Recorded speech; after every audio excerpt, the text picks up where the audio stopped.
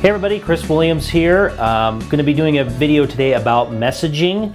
And before we dive into that, what I wanted to set the tone of this video for is the type of messaging we're going to talk today about is used for you to have ways to talk and interact with some of your friends and family and kind of normal interactions you're having in your daily life.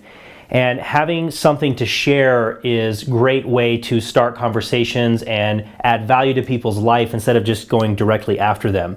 So part of the goal with the messaging content we're putting together is we should be able to ask you, hey, what message are you sharing? And you should be able to say, I'm going to share something about acne or back pain or how to get your kids to sleep at night or how to stay hydrated during work. Some type of message that you can share.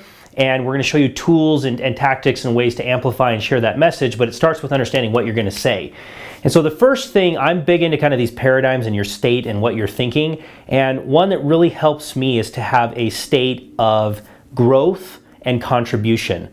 So I tell myself, Chris, I am on a path of growth. I'm looking to read, understand things, and learn things that are going to help me grow, and I want to look for ways that I can contribute to people's life. I'm not thinking in terms of who can I sell or who's a lead or who's on my list. I'm just putting myself in a state of I'm looking to grow and I'm looking to contribute. I'm looking to share that information and contribute. So a lot of this is kind of conditioning yourself that, hey, I'm in this mode and these are the things I'm thinking. So I'd encourage you to move your mindset to more of a growth and contribution mindset. So I've got some notes here I'm going to be checking as well. The second thing I see people failing with before they get started with their message is they think it has to appeal to a very large audience. And I know I've felt this before. I think, I've got to get 10,000 people to watch this video or 100,000 or, I've had some YouTube videos that have like 70,000 views and I'm like, well, I got to do that every time, right? And the bar that we're setting when we first start with messaging and when you're first starting on this journey is you think to yourself, could this help even one person? That's the bar. So if you think this could help at least one person, great. That's what we want to start with because then it can grow from there. So that's the bar. So don't think you're going into this going to change the world and get thousands of people. You're just starting with, can I help just one person? Can I have a growth and contribution mindset that gears towards helping just one person, right? So that's the second thing.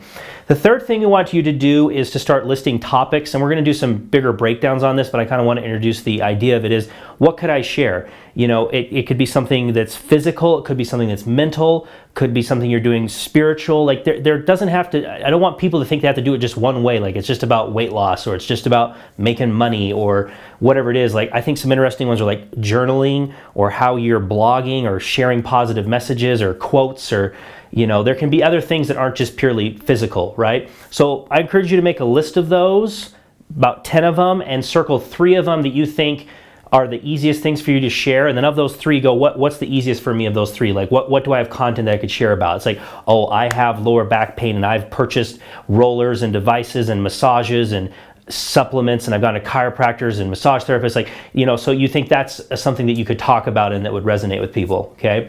The other thing when you're going to talk about identifying your message, there is this idea that people think they have to have this outcome-based message, which is, hey, look at me, I did this thing, now you can learn from me.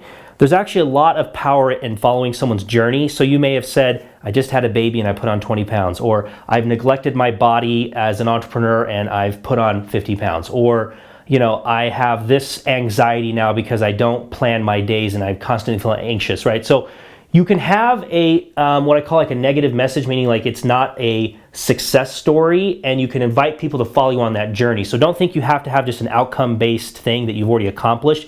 You can start where you're in a negative state or a deficit and invite people to join you as you go on that journey. But it's important when you're phrasing those that it's not whiny or like, oh, I was so depressed and sad. Like people don't want to really tune in for too much of the kind of negative stuff, but you can start with saying I'm in a deficit and I'm excited to share and show you the things I'm going to be doing to get out of this deficit, right?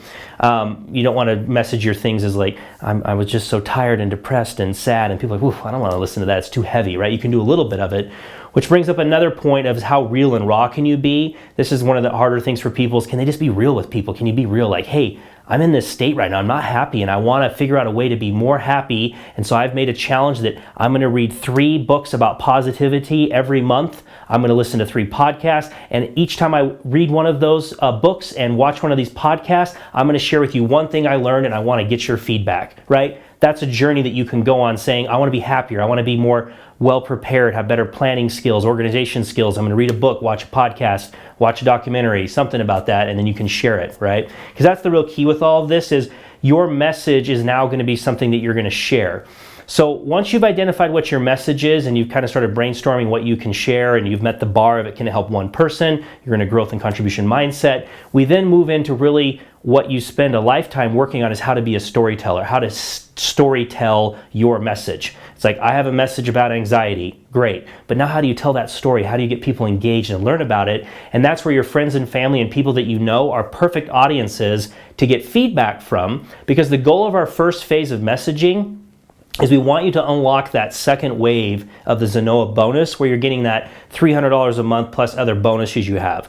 Once you've gotten that, that will assume you've had 3 on your first line and you've helped each of those 3 people get 3 for 9 on your second level, right? And you're making about $300 on that second bonus wave plus some other money. Once you've accomplished that, you're going to be ready to go on to more of the high-level marketing strategies that we're going to do. And the way I think about this is, your message is your ammunition, and you'll see strategies from other people in the group that they're sharing with you, and those are kind of the weapons. And I feel like a lot of times we're handing people these big, awesome weapons, and you're like, this is really cool and powerful, but what ammo do I put in here, you know? So your message is the ammo that we want to put into these high-powered strategies to push that out. But first you need to kind of polish your message, get it out there, figure out what resonates with people.